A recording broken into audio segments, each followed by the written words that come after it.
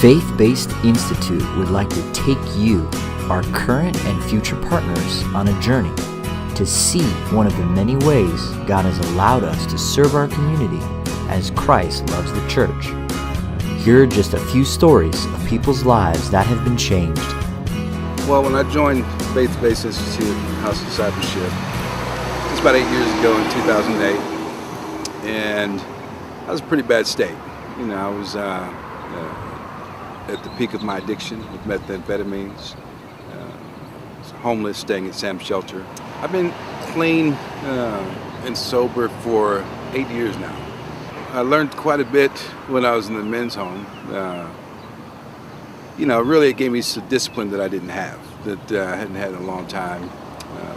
It brought me closer to God with the Bible studies, going to church regularly. And it just gave me more of a sense of purpose because I had some direction from somebody who was renewed my spiritual life. My relationship with my family is tremendous now. I've come full circle. I have a great relationship with my kids, my ex-wife, my mother, my siblings, and it's as though nothing has happened. Clearly it has, but all's been restored and repaired. Now I've gone into business, the home improvement industry. Since I've been out, I've probably employed about 20 people. I usually keep about 6 people employed full time. So I'm contributing back to society in that way. And we've been on an awful lot of big projects, some of them that have gotten local and national attention. And so I'm pretty proud of the stuff we've been able to do, or I've been able to do since I've gotten out. I would say to anybody that was in the state that I was in when I entered the House of Discipleship is to give it a shot, give it a chance. You have to have faith and trust in somebody. You have to have the spiritual guidance, and Pastor Jackson gives you that you need. He certainly gave it to me. Pastor Jackson and Tina Jackson, I love you. I appreciate you. I couldn't have done it without you. And thank you for everything that you've done to me, done for me. And I'm a phone call away if you ever need me. Some of the most beneficial things that I've learned from the men's home is leadership skills. I've learned lifestyle skills. I've learned how to put my faith first.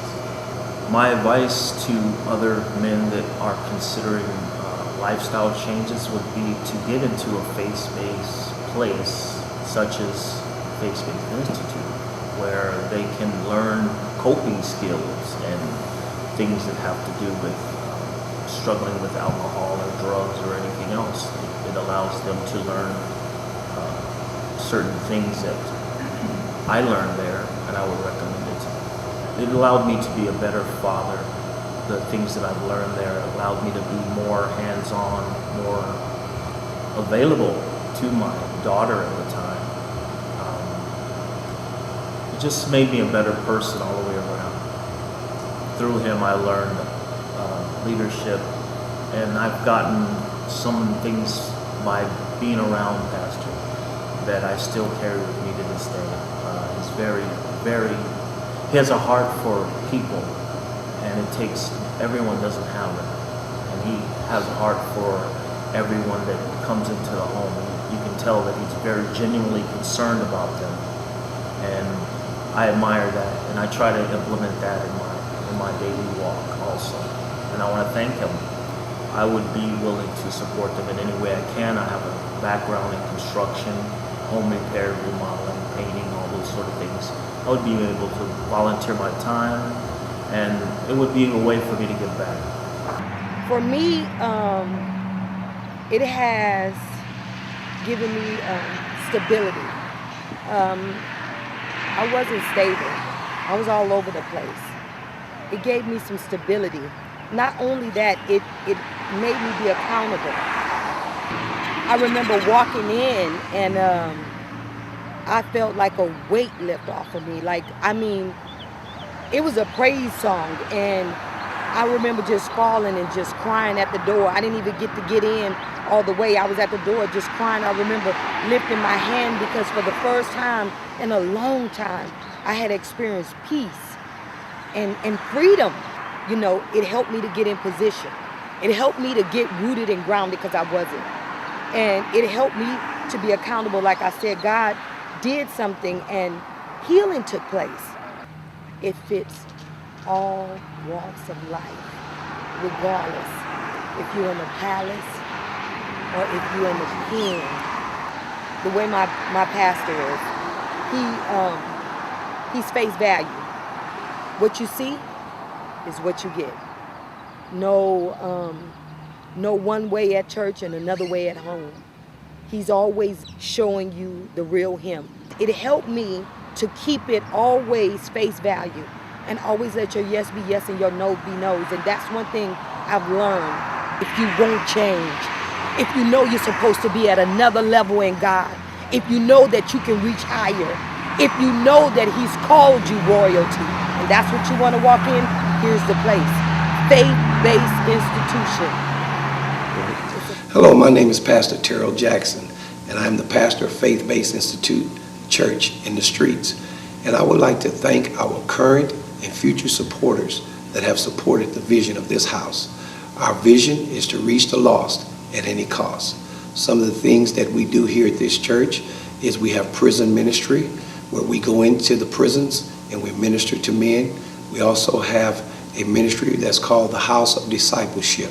The House of Discipleship is where we bring men in off of the streets that are homeless.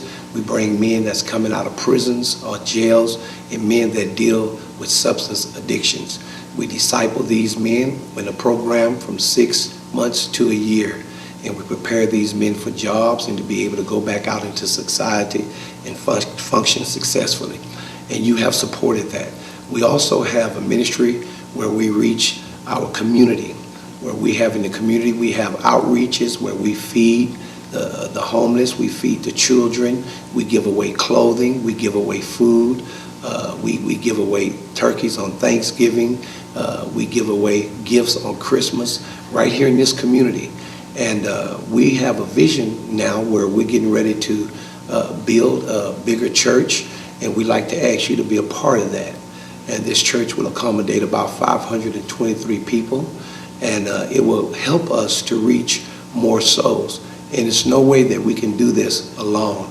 It is because of your support that we've been able to do all of the things that we've been able to do here in this ministry. And we just want to say thank you for all of your support.